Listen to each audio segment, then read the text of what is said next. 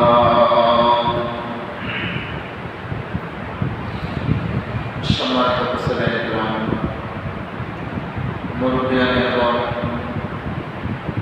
কলেজের টুকরা যুবক ভাই ও বন্ধুগণ, সর্বপ্রথম মহান রব্বুল আলামিনের দরবারে আলিশানের শুকর আদায় করি যে মহান রব্বুল আলামিন, যে মহান মালিক আমাদেরকে দুনিয়াবি সর্ব ধরনের জায়গাগুলোকে উপেক্ষা করে যান, বিশেষ করে গুনার কাছ থেকে ফারেক করে যান। মহান রব্বুল আলামিনের মহান জুমার নামাজের উদ্দেশ্যে পবিত্র মুহররম মাসের প্রথম জুমায় আল্লাহ মসজিদে আসবার তৌফিক দান করেছেন। এই জন্য মহান মালিকের দরবারে, মহান মুনিবের দরবারে অন্তরের গভীর থেকে উচ্চস্বরে জোরে সুরে সমস্বরে ভক্তি করে দিল থেকে কালিমাতুশ শুকর আদায় করে সকলে বলে আলহামদুলিল্লাহ।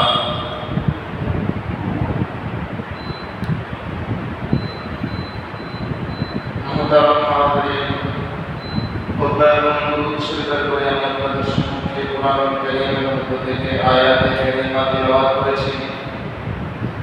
বিশ্বনবী মুহাম্মদুর রাসূলুল্লাহ সাল্লাল্লাহু আলাইহি ওয়াসাল্লামের অসংখ্য অগণিত মুবারক হাদিসের পাঠ থেকে হাদিস তিলাওয়াত করেছি। মহান রব্বুল আলামিন যদি তৌফিক দান করেন, আয়াত ও হাদিসের আলোকে সংক্ষিপ্ত সময়ে সংক্ষিপ্ত আকারে কিছু কথা বলার চেষ্টা করব। আমার তৌফিক ইল্লা বিল্লাহ। মুহতারাম হাজিরিন, মহান রব্বুল আলামিনের নিজাম, আল্লাহ পৃথিবীতে যতগুলো মাখলুক সৃষ্টি করেছেন, কোন মাখলুককে কোন মাখলুকের উপরে শ্রেষ্ঠত্ব দান করেছেন। প্রত্যেকটা জিনিসকে একটাকে আরেকটার উপরে শ্রেষ্ঠত্ব দান করেছেন। এটা হলো আল্লাহর নিজাম।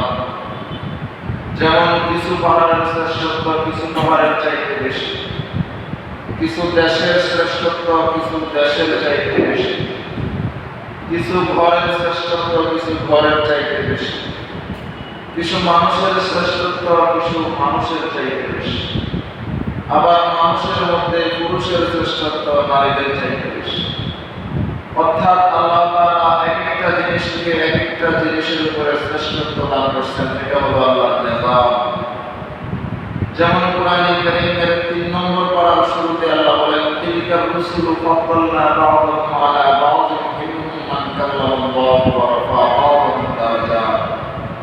আল্লাহ বলেন, আমি যতগুলো নবী রাসূল প্রেরণ করেছি, কিছু নবী রাসূলের শ্রেষ্ঠত্ব বাকি কিছু নবী রাসূলের উপরে দিয়েছি।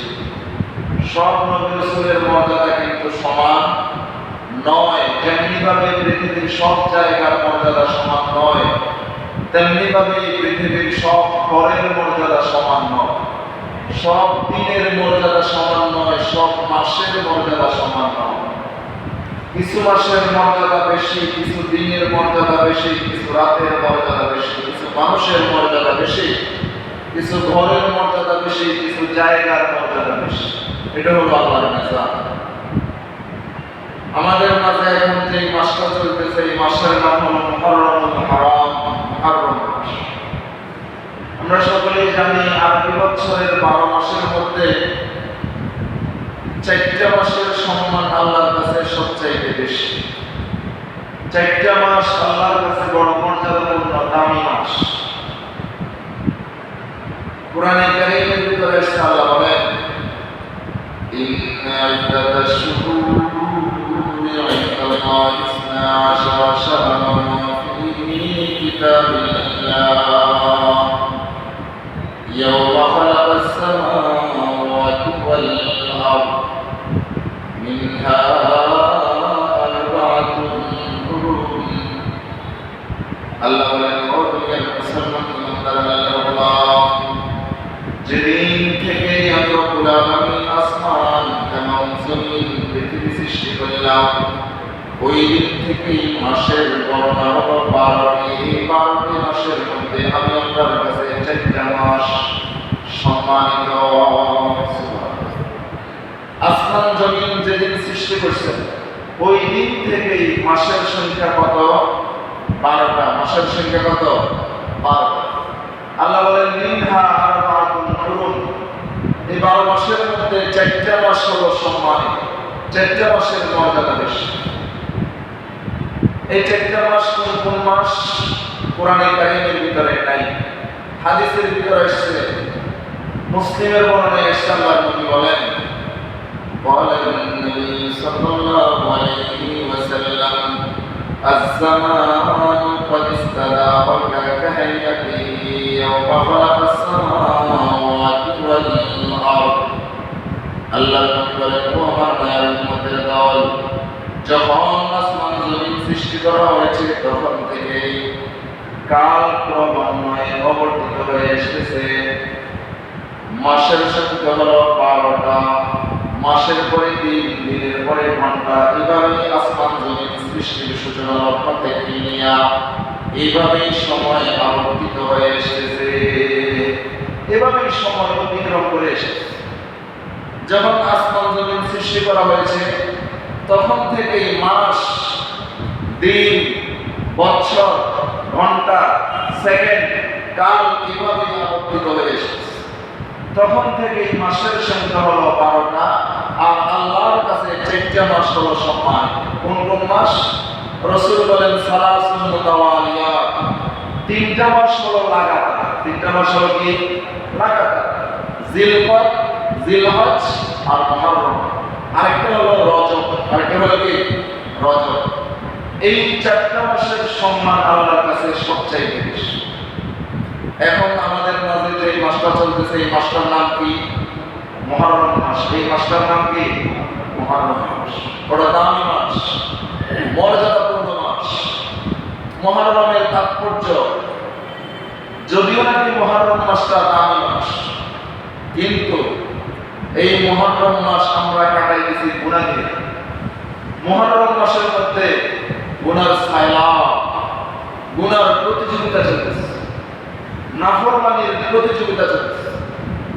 কোথায় ইমানদার দামি মাসে ইবাদতের প্রতিযোগিতা করবে তা না, ইমানদার দামি মাসে গুনার প্রতিযোগিতায় ব্যস্ত,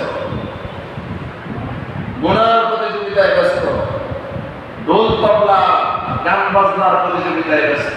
আফসোস ভাই, এভাবেই মাসের পরে মাস যাবে, মাসের পরে মাস আসবে, শেষ হয়ে যাবে। মুহররমের পরে সফর, সফরের পরে রবিউল আউয়াল, এভাবেই শেষ হয়ে যাবে, আবার আসবে, আবার শেষ হয়ে যাবে। আসলে মাস আসা যাওয়ার মাধ্যমে, সময় আসা যাওয়ার মাধ্যমে আস্তে আস্তে আপনার আমার হায়াত কমে যেতেছে, শেষ হয়ে গেছে।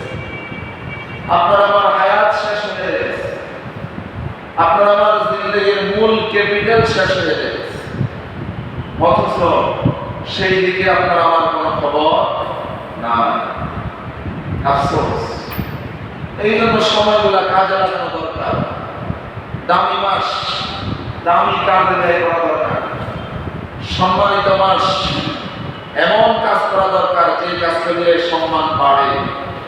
এমন কাজ করা যাবে না যে কাজ করলে সম্মান কমে। মুহররম মাসের মর্যাদা অনেক বেশি, অনেক বেশি। হাদিসের ভিতরে এসেছে মুহররম মাসকে আল্লাহ নিজের দিকে নিসবত করছেন শাহরুল্লাহ। মুহররম মাস হলো শাহরুল্লাহ, আল্লাহর মাস। কার মাস? আল্লাহর মাস। আল্লাহর সম্মান কম না বেশি? কম না বেশি? বেশি। আল্লাহর সম্মান যেমন বেশি, মাস সমূহের মধ্যে মুহররম মাসের সম্মান তেমন বেশি। হাদিসের ভিতরে আল্লাহর নবী বলেন قال النبي صلى الله عليه وسلم أفضل الصيام بعد رمضان شهر الله المحرم আল্লাহর নবী বলেন, ও আমার মায়ের উম্মতের দল, আল্লাহর কাছে রমজানের পরে সবচাইতে উত্তম হলো মুহররম মাসের রোজা রাখা। সুবহানাল্লাহ। শাহরুল্লাহ মুহররম, কেননা এই মুহররম মাস আল্লাহর মাস। রমজানের রোজা সবচাইতে দামি। রমজানের পরে যেই মাসে রোজা রাখার মর্যাদা আল্লাহর কাছে বেশি, ওই মাসটার নাম হলো মুহররম মাস। ওই মাসের নাম কি? মুহররম মাস। এই হলো মুহররমের তাৎপর্য। হাদিসের শেষে আল্লাহর নবী বলেন وأفضل الصلاة بعد الفريضة صلاة الليل ফরজ নামাজের পরে আল্লাহর কাছে সবচেয়ে দামি নামাজ হলো সালাতুল লাইল, রাত্রিবেলার নামাজ, তাহাজ্জুদের নামাজ। ফরজ নামাজের পরে আল্লাহর কাছে মর্যাদাপূর্ণ দামি নামাজ কোনটা? তাহাজ্জুদের নামাজ। যখন আপনি আমি ঘুমে বিভোর থাকি, ওই সময়ের তাহাজ্জুদের দাম আল্লাহর কাছে বেশি। যাই হোক, বলতেছিলাম মুহররমের তাৎপর্যের কথা। মুহররমের মর্যাদা আল্লাহর কাছে বেশি। মুহররমের মর্যাদা আল্লাহর কাছে বেশি। রমজানের পরেই যে মাসের মর্যাদা আল্লাহর কাছে, ওই মাসটার নাম হলো কি? মুহররম। ইসলামের প্রথম যুগে মুহররম মাসে 10 তারিখ, যেটাকে আমরা আশুরা হিসাবে চিনি, এই আশুরার দিন রোজা রাখা ইসলামের প্রথম যুগে ফরজ ছিল। কি ছিল? ফরজ ছিল। যখন রমজানের রোজা ফরজ হয়েছে, আশুরার রোজার ফরজিয়ত কি হয়ে গেছে? সাকিত হয়ে গেছে, বাতিল হয়ে গেছে। তখন থেকে আশুরার দিন রোজা রাখা নফল হয়ে গেছে। এবার চিন্তা করেন, এই মুহররম মাসের রোজার কত মর্যাদা, এই মুহররম মাসের কত তাৎপর্য, এই মুহররম মাসের কত ফজিলত, এই মুহররম মাসের কত মর্যাদা। অথচ দামি মাসটাকে আমরা দাম দিতেছি না, মর্যাদাপূর্ণ মাসের মর্যাদা রক্ষা করতেছি না। হারাম মাসের, সম্মানিত মাসের, যেই মাসটাকে সম্মানিত করেছেন আল্লাহ, আমাদের প্রত্যেকের উচিত ওই মাসের সম্মান বজায় রাখা, ওই মাসের সম্মান বজায় রাখা, ওই মাসের ইজ্জত বজায় রাখা। এটা প্রত্যেকটা মুসলমানের ঈমানি দায়িত্ব। ভাই বুঝলো, এই জন্য যাই করি মুহররম মাসের তাৎপর্যের দিকে খেয়াল রাখবো, মুহররম মাসের মর্যাদার দিকে লক্ষ্য রাখবো। মুহররম মাস যে আল্লাহর কাছে দামি একটা মাস, সেদিকে খেয়াল রাখবো। এই মুহররম মাসের 10 তারিখ, যেটাকে আমরা আশুরা হিসাবে চিনি, আশুরা হিসাবে চিনি। আশুরা মানে মুহররমের কয় তারিখ? 10 তারিখ। এই আশুরার তাৎপর্য অনেক বেশি। মূলত আশুরার কারণে মুহররমের তাৎপর্য বাড়িয়ে দিয়েছেন কে? আল্লাহ। আশুরার মর্যাদা অনেক বেশি। হাদিসের ভিতরে এসেছে, আল্লাহর নবী বলেন, قال النبي صلى الله عليه وسلم صيام يوم عاشوراء إني أحتسب على الله أن يكفر السنة التي قبله।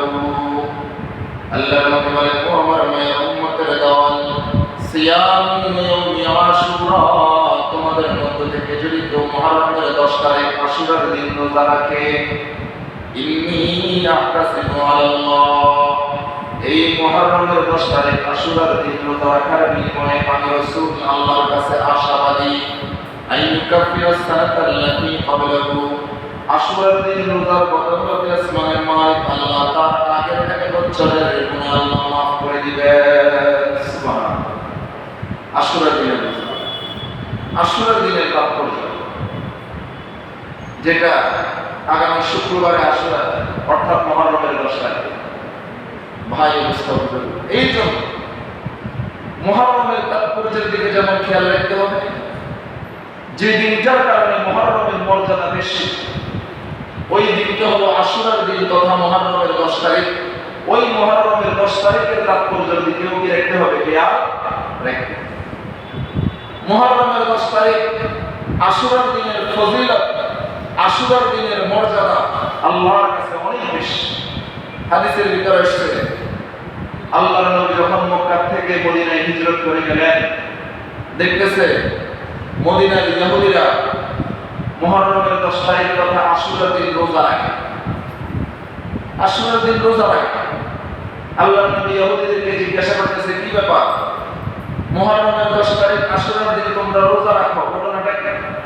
মদিনার ইহুদিরা বলতেছে, ইয়া রাসূলুল্লাহ, আশুরার দিন রোজা রাখি আমরা শুকরিয়া আদায়, কেননা এই দিন আল্লাহ পয়গম্বর মুসা আলাইহিস সালামকে ফেরাউনের নির্যাতন থেকে বনি ইসরাইল সহ মুক্তি দিয়েছিলেন। আমাদের পয়গম্বর মুসা শুকরিয়া আদায় করিয়া মুহররমের 10 তারিখ তথা আশুরার দিন রোজা রেখেছিলেন। বিদায় আমরাও আমাদের নবীর অনুসরণ করার জন্য মুহররমের 10 তারিখ তথা আশুরার দিন রোজা পালন করি। সুবহানাল্লাহ।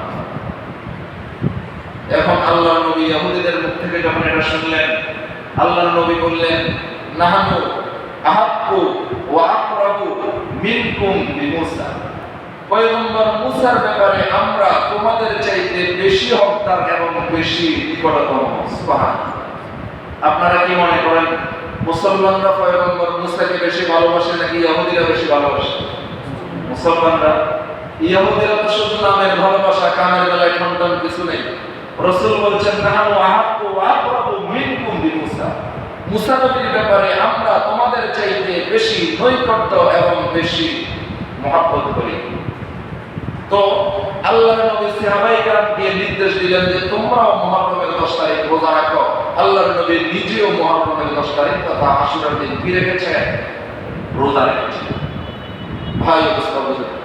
এই জন্য আমরাও যারা যারা পারি মুহররমের 10 তারিখ তথা আশুরার দিন রোজা রাখার চেষ্টা করব ইনশাআল্লাহ। মুসলিমের বর্ণনায় এসেছে, হাদিসে পাকের ভিতরে এসেছে যে আরবাউন লাম ইয়াকুন ইয়াদাউহুন্নান নবী সাল্লাল্লাহু আলাইহি ওয়াসাল্লাম। চারটা আমল আল্লাহর নবী কখনো ছাড়তেন না। কয়টা আমল? আপনারা কি কথা বুঝতেছেন? কয়টা আমল? চারটা আমল আল্লাহর নবী কখনো ছাড়তেন না। এক নম্বরে সিয়ামা ইয়াউমি আশুরা। আশুরার দিনের রোজা আল্লাহর নবী কখনো ছাড়তেন না। আল্লাহর নবী तमाम জিন্দেগি ভর আশুরার দিন রোজা রেখেছেন। সুবহানাল্লাহ।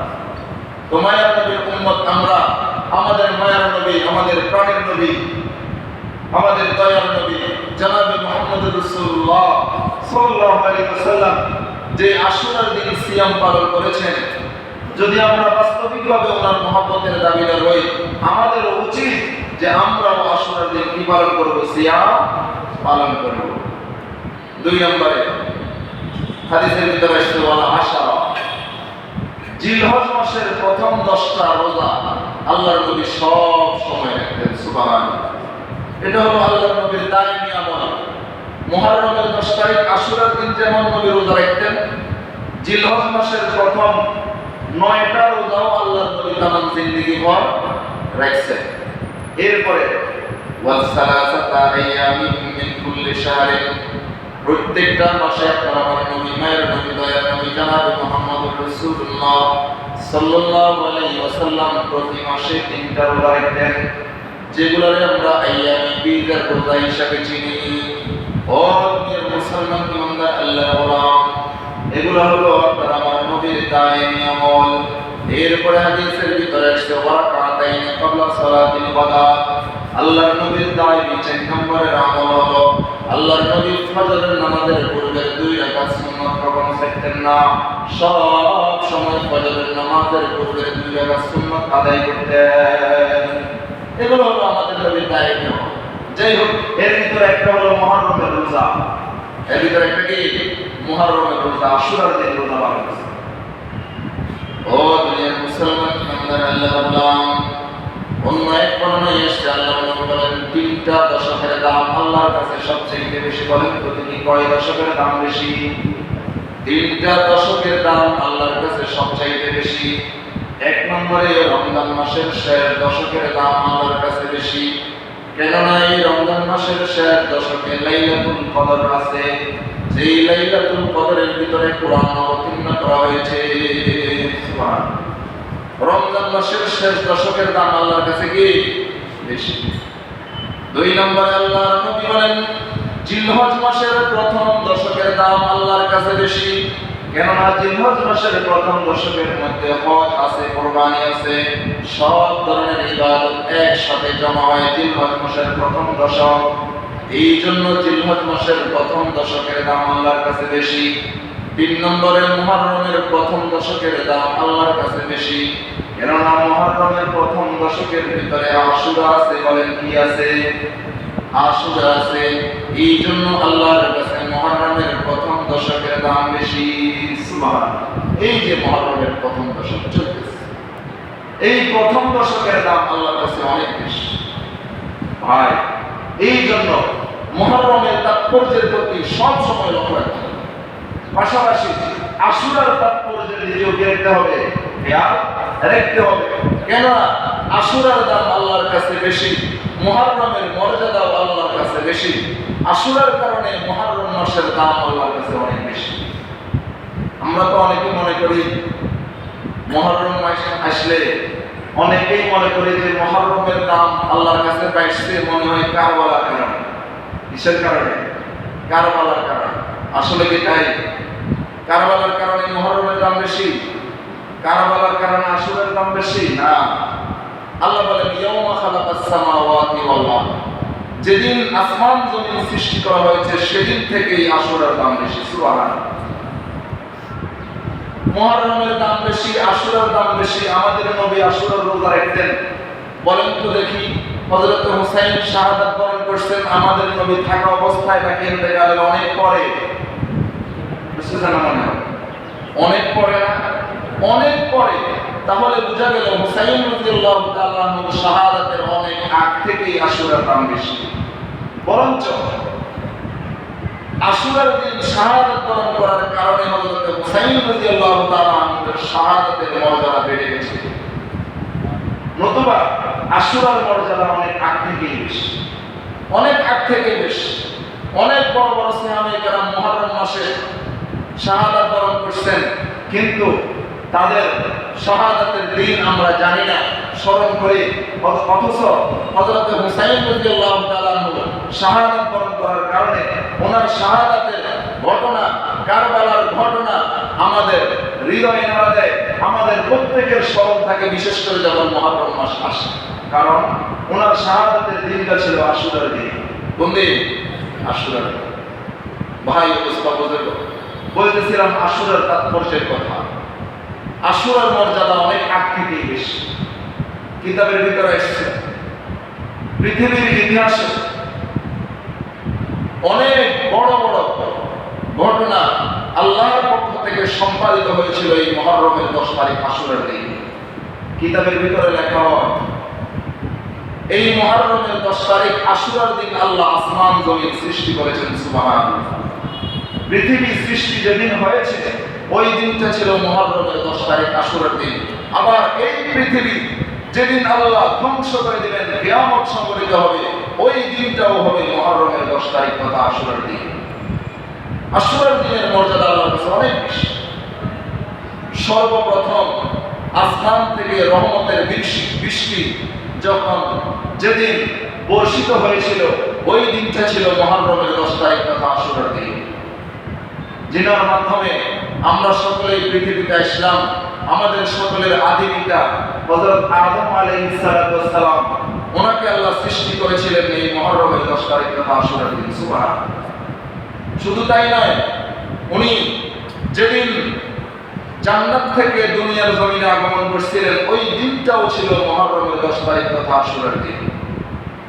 উনি তওবা করেছিলেন, আল্লাহর কাছে কান্নাকাটি করেছিলেন। ওনার তওবাটা আল্লাহর কাছে যেদিন কবুল হয়েছিল ওই দিনটাও ছিল মুহররমের 10 তারিখ তথা আশুরার দিন। সুবহানাল্লাহ। শুধু তাই নয়, পয়গম্বর নূহ আলাইহিস সালাম, আমরা সকলেই জানি মুহাপ্লাবন দিয়া কওমে নূহকে, নূহ নবীর জাতিকে আল্লাহ ধ্বংস করে দিয়েছিলেন। নূহ নবী সহ নূহ নবীর জাতি যারা ঈমানদার ছিল, এদের নৌকা যেদিন জুদি পাহাড়ে গিয়ে অবস্থান করেছিল ওই দিনটাও ছিল মুহররমের 10 তারিখ তথা আশুরার দিন। এভাবে পয়গম্বর আইয়ুব আলাইহিস সালামের রোগ মুক্তির দিনটাও ছিল আশুরার দিন। পয়গম্বর ইউনূস নবীর মাছের পেট থেকে মুক্তি পাওয়ার দিনটাও ছিল আশুরার দিন। পয়গম্বর ইব্রাহিম আলাইহিস সালাম আগুনের কুণ্ডুরি থেকে মুক্তি পাওয়ার দিনটাও ছিল আশুরার দিন। পয়গম্বর মূসা ফেরাউনের কবল থেকে মুক্তি পাওয়ার দিনটাও ছিল আশুরার দিন। পয়গম্বর ঈসা যখন আল্লাহ যেদিন জমিন থেকে আসমানে উঠিয়ে নিয়েছিলেন ওই দিনটাও ছিল মুহররমের 10 তারিখ তথা আশুরার দিন। সর্বশেষ হযরত হুসাইন রাদিয়াল্লাহু তাআলা আনহু কারবালার ময়দানে অন্যায়ের সামনে মাথা নত না করিয়া নিজের বুকের তাজা রক্ত দিয়া যেই দিন শাহাদাত বরণ করেছিলেন ওই দিনটাও ছিল মুহররমের 10 তারিখ তথা আশুরার দিন। কাজেই মুহররমের 10 তারিখ আশুরার দিনের মর্যাদা হুসাইন রাদিয়াল্লাহু তাআলা আনহুর শাহাদাতের অনেক আগ থেকে আল্লাহর কাছে দামি, অনেক আগ থেকে আল্লাহর কাছে কি দামি। ভাই ও দোস্ত বুজুর্গ, এই জন্য সর্ব অবস্থায় আশুরার তাৎপর্যের দিকে লক্ষ্য রাখতে হবে, আশুরার মর্যাদার দিকে লক্ষ্য রাখতে হবে, মুহররমের মর্যাদার দিকে কি রাখতে হবে? লক্ষ্য রাখতে হবে। এবার আসেন, মুহররমের তাৎপর্য বুঝলাম, আশুরার তাৎপর্য বুঝলাম। এই মুহররম মাসে এই আশুরার দিন আমাদের করণীয় হাদিসের ভিতরে আসছে মুহররমের আমল হলো দুইটা। কয়টা? সবাই কথা বলেন। আশুরার আমল কয়টা? দুইটা। এক নম্বরের আমল হলো রোজা। এক নম্বরের আমল কি? রোজা। হাদিসের ভিতরে আসছে আল্লাহর নবী বলেন قال النبي صلى الله عليه وسلم أفضل الصيام بعد رمضان شهر الله المحرم। আল্লাহর নবী বলেন, ও আমার মায়ের উম্মতের দল, রমজানের রোজার পরে আল্লাহর কাছে সবচেয়ে দামি হলো মুহররম মাসের রোজা। এই মুহররম মাসের রোজার মর্যাদা আল্লাহর কাছে অনেক বেশি।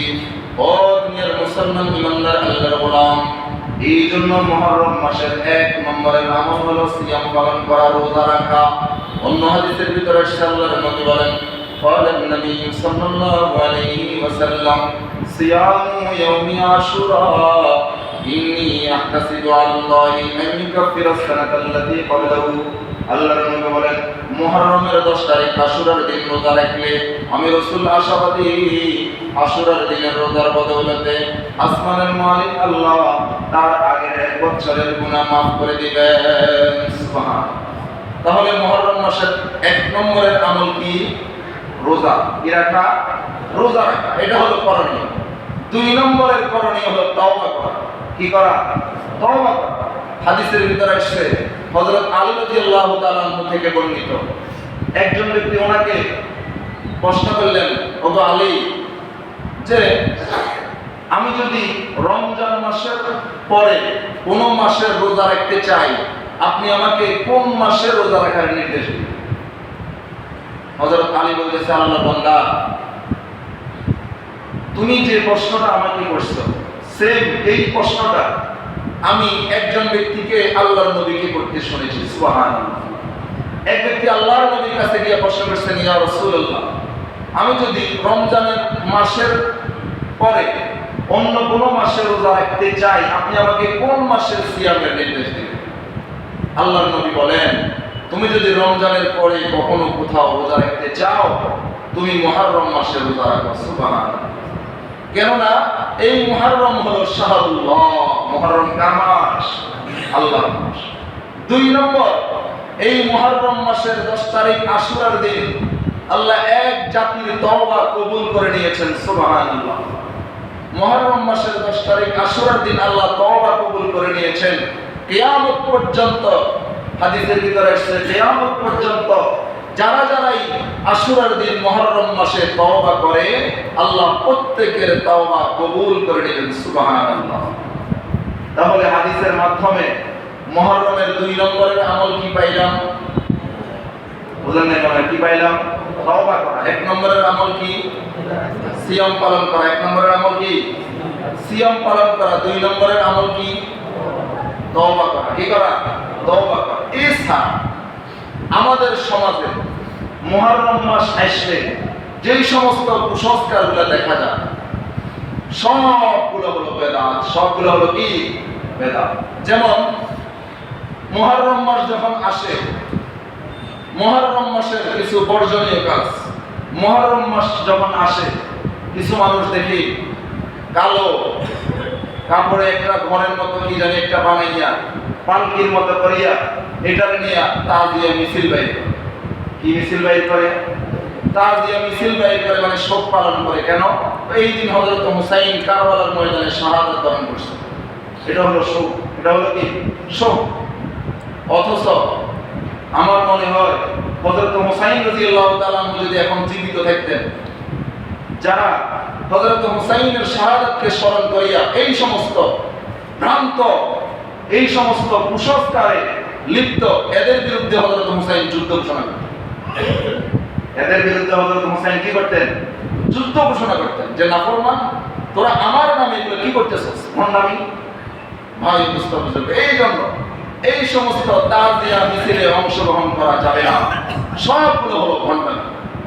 2 নম্বরের বর্জনীয় কাজ মুরসিয়া পাঠ করা। কিছু কিছু মানুষ দেখবেন মুহররম মাসের যখন 6 তারিখ 7 তারিখ ক্রস হয়, 6-7 তারিখ যায়, এরপর থেকেই লক্ষ্য করা যায় একটা ঘরের মধ্যে, একটা রুমের মধ্যে বসিয়া বাস মাতম গায়। কি গায়? মাতম গায়। মানে হযরত হুসাইনের স্মরণে বিভিন্ন ধরনের কবিতা, শেয়ার ইত্যাদি মুরসিয়া পাঠ করে।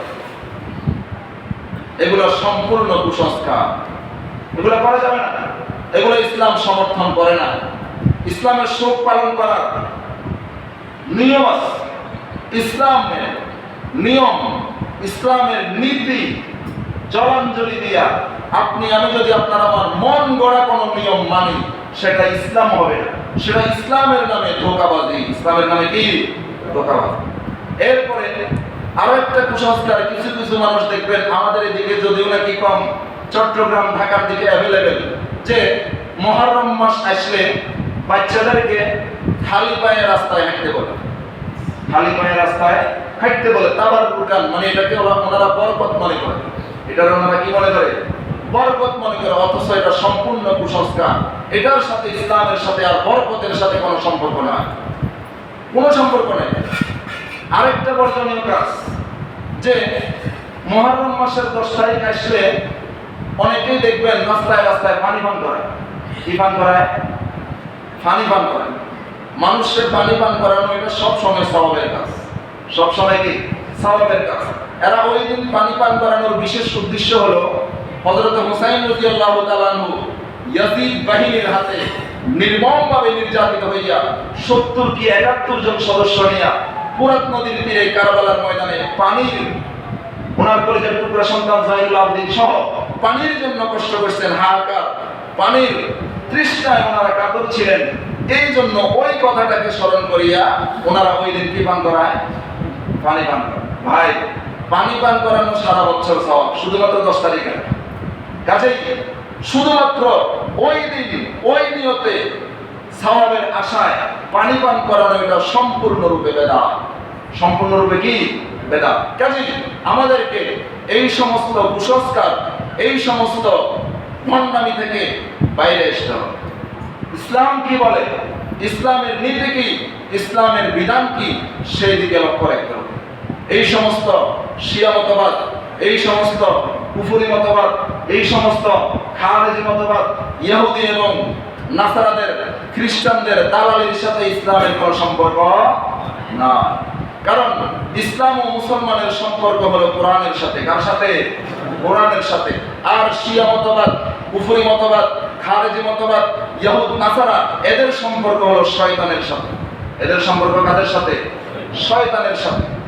আজকাল যদিও নাকি মুসলিম ঘরের যুবকরা, মুসলিম ঘরের তরুণরা ইসলামী সংস্কৃতি বাদ দিয়া বিজাতীয় সংস্কৃতিতে অভ্যস্ত, ইসলামী সংস্কৃতি বাদ দিয়া, ইসলামী রীতিনীতি বাদ দিয়া বিজাতীয় রীতিনীতি যদিও নাকি আমাদের যুবক ভাইরা পছন্দ করে, ভাই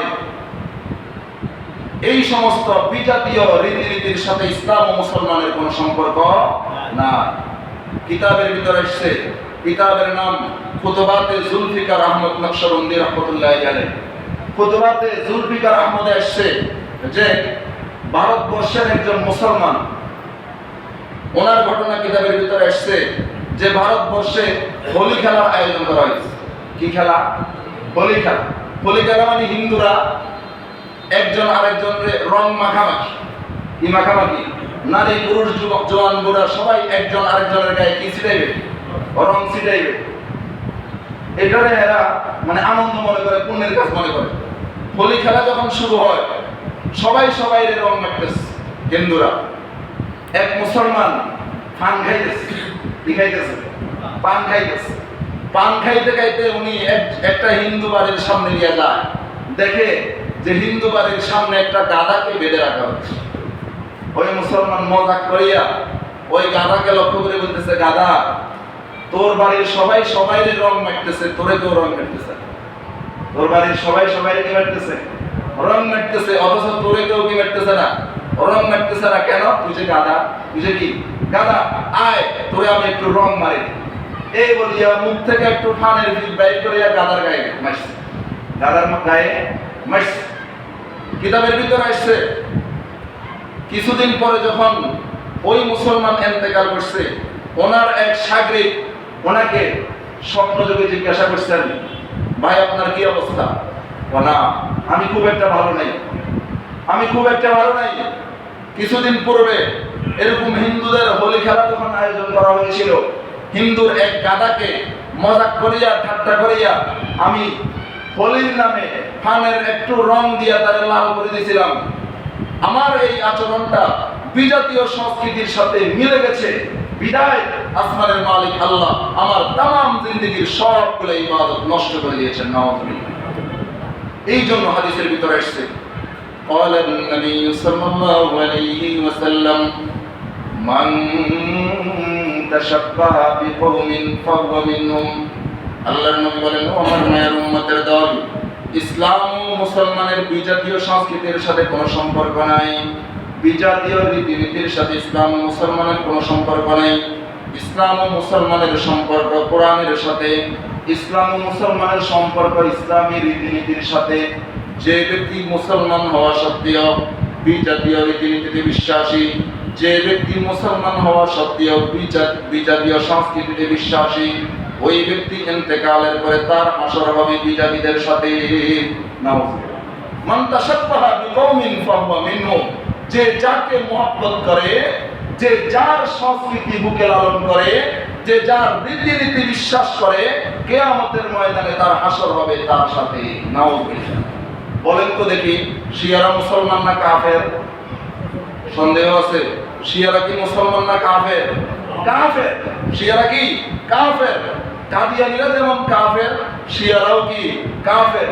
যারা শিয়া মতবাদে বিশ্বাসী, যারা কুফরি মতবাদে বিশ্বাসী, যারা হিজবুত তাওহীদ নামক হিজবুত শয়তানের নিয়ম নীতিতে বিশ্বাসী, এরাই সবাই কাফের। এই জাতীয় সংস্কৃতি যদি মুসলমানের সন্তানরা বুকে লালন করে, এই জাতীয় রীতিনীতি যদি মুসলমানের সন্তানরা বিশ্বাস করে, রীতিনীতিতে যদি বিশ্বাসী হয়, নাউযুবিল্লাহ, খোদা না খাস্তা, এই মুসলমানের সন্তান যদি ইন্তেকাল করে তার কি অবস্থা হবে? কি অবস্থা হবে? শুধু তাই নয়, এখন তো ফুটবলের সিজন চলতেছে, এখন তো ফুটবলের সিজন চলতেছে। বিজাতীয় রীতিনীতিতে প্রতিযোগিতা রীতিমতো কি হইতেছে? প্রতিযোগিতা হইতেছে। কে কার, কোন দলের ভক্ত বেশি, কোন দলের ভক্ত বেশি, এই ধরনের একটা কি চলতেছে? আপনারা মনে আমার কথা বুঝতেছেন? কি চলতেছে? প্রতিযোগিতা চলতেছে। ভাই, কোরআনে কারীমের ভিতরে আল্লাহ বলেন, আল্লাহু ওয়ালিয়ুল্লাযীনা আমানু ইউখরিজুহুম মিনাজ যুলুমাতি ইলান নূর ওয়াল্লাযীনা কাফারু আউলিয়াউহুমুত তাগুত ইউখরিজুনাহুম মিনান নূরি ইলাজ যুলুমাত। আল্লাহ বলেন, ও দুনিয়ার মুসলমান ঈমানদার আল্লাহর গোলাম, দুনিয়ার জমিনে তোমরা যদি ঈমানদার হও, যদি তোমরা মুসলমান হও, অবশ্যই আমি রব্বুল আলামিন তোমাদের বন্ধু। আমি আল্লাহ ছাড়া তোমাদের বন্ধু আর কেউ নেই। আর যারা কুফরি মতবাদে বিশ্বাসী, যারা শিয়া মতবাদে বিশ্বাসী, যারা শয়তানি মতবাদে বিশ্বাসী, বিজাতীয় মতবাদে বিশ্বাসী, বিজাতীয় কুসংস্কার যারা অনুসরণ করে, এদের বন্ধু হলো শয়তান। এদের বন্ধু কি? শয়তান। কাজেই এই সমস্ত কর্মকাণ্ডগুলোকে শয়তানি কর্মকাণ্ড বলা হয়। কি কর্মকাণ্ড বলা হয়? শয়তানি কর্মকাণ্ড বলা হয়। মুসলমান হিসাবে হার হার সেক্টর থেকে, হার হার পর্দা থেকে, হার হার জায়গা থেকে প্রতিবাদ হওয়া দরকার। প্রতিবাদ হওয়া দরকার যে আমরা বিজাতীয় বিধর্মী কোনো মানুষের পূজারী না, কোনো ভক্ত না, আমরা ইসলামের ভক্ত, আমরা ইসলাম ও মুসলমানের নবী জনাবে মুহাম্মদুর রাসূলুল্লাহ সাল্লাল্লাহু আলাইহি ওয়াসাল্লামের প্রেমী। অর্থাৎ স্রোতের বিপরীত, আমরা স্রোতের বিপরীত। আমরা ইসলামকে ভালোবাসি, আমরা মুসলমানকে ভালোবাসি, আমরা ইসলামী সংস্কৃতিকে ভালোবাসি। এই হওয়া দরকার আমাদের আওয়াজ। যাই হোক ভাই, দোস্ত বুজুর্গ, বলতেছিলাম মুহররমের তাৎপর্যের কথা, আশুরার তাৎপর্যের কথা সর্ব অবস্থায় আপনাকে আমাকে লক্ষ্য রাখতে হবে যে এই মাসটা চলতেছে, এই মাসটা দামি মাস, এই মাসটা সম্মানিত মাস। কি করতেছি? মুহররমের সম্মানকে আমি রক্ষা করতেছি, মুহররমের মর্যাদাকে আমি রক্ষা করতেছি। লক্ষ্য রাখতে হবে যে দিন আপনার আমার সামনে আসতেছে আশুরার দিন, বড় দামি দিন। যেদিন কিয়ামত হবে ওই দিনটাও কিন্তু আশুরার দিন। যেদিন আমি পৃথিবীতে এসেছিলাম ওই দিনটাও ছিল আশুরার দিন। কাজেই এই আশুরার তাৎপর্যকে রক্ষা করতেছি, আশুরার মর্যাদাকে রক্ষা করতেছি নাকি এই দিনগুলোতে, এই মাসগুলোতে বিজাতীয় সংস্কৃতিকে আঁকড়িয়ে ধরে আছি, সেদিকে একটু লক্ষ্য রাখতে হবে। সর্বশেষ বলি, এই মুহররমের 10 তারিখ তথা আশুরার দিন হযরত হুসাইন রাদিয়াল্লাহু তাআলা আনহু কারবালার প্রান্তরে নির্মমভাবে শাহাদাত বরণ করেছেন। উনি শাহাদাত বরণ করেছেন হকের পতাকা উত্তোলন করতে গিয়া। কিসের পতাকা? ওনাকে ষড়যন্ত্র করে হত্যা করা হয়েছে, ওনাকে ষড়যন্ত্র করে শহীদ করা হয়েছে। উনি জীবন দিয়েছেন, এরপরেও আদর্শ বিলীন করেন নাই, আদর্শ থেকে কিঞ্চিত পরিমাণ উনি পিছপা হন নাই। ইয়াজিদ বাহিনীর হাতে নিজের জীবন দিয়ে দিয়েছেন, এরপরে উনি আদর্শ দেন না। ওনার এই শাহাদাত থেকে আমরা কি শিখি? কি শিখি? জীবন যাবে, অন্যায়ের সামনে আপোষ করা যাবে না, অন্যায়ের সামনে মাথা নত করা যাবে না। এই শিক্ষা আমরা হযরত হুসাইনের কারবালার প্রান্তর শাহাদাতের ঘটনা থেকে আমরা এই শিক্ষা পাই। হাদিসের ভিতরে আসছে قال النبي صلى الله عليه وسلم سيأتي على الناس زمان يصبح الرجل مؤمنا ويمسي كافرا ويمسي الرجل مؤمنا ويصبح كافرا। আল্লাহর নবী বলেন, মায়ার উম্মতের দল, কিয়ামতের পূর্বে এমন একটা সময় আসবে, এমন একটা সময় কিয়ামতের পূর্বে আসবে যে সময়কার ঈমানদারদের ঈমানের অবস্থা খুব নড়বড়ে হবে। সকালবেলার ঈমানদার স্বার্থের কারণে বিকালবেলায় বেঈমান হয়ে যাবে, বিকালবেলার ঈমানদার স্বার্থের কারণে সকালবেলায় বেঈমান হয়ে যাবে। শুধু স্বার্থের কারণে ঈমানের জলাঞ্জলি দিতে, ঈমানের কোরবানি দিয়ে দিবে মানুষ স্বার্থের কারণে। ভাই অবস্থা বুঝুন, এই শিক্ষা যে অন্যায়ের সামনে মাথা নত করা যাবে না, অন্যায়ের সাথে আপোষ করা যাবে না, জীবন যাবে যাক, এরপরেও আদর্শ যাওয়া যাবে না, এই শিক্ষা আমরা পাই। মহান রব্বুল আলামিন আমাদের প্রত্যেককেই হযরত হুসাইন রাদিয়াল্লাহু তাআলা আনহু আদর্শবান হওয়ার তৌফিক দান করুক, সকলে বলে আমিন। পাশাপাশি মুহররম মাসের সব ধরনের বিজাতীয় সংস্কৃতি, বিজাতীয় কুসংস্কার থেকে বেঁচে থাকার তৌফিক দান করুক, সকলে বলে আমিন। পাশাপাশি মুহররমের যে 2টা আমল বললাম, 2টা আমল করে ভাগীদার হওয়ার তৌফিক দান করুক, সকলে বলে আমিন। ওয়া আখির দাওয়ানা আলহামদুলিল্লাহি রাব্বিল আলামিন।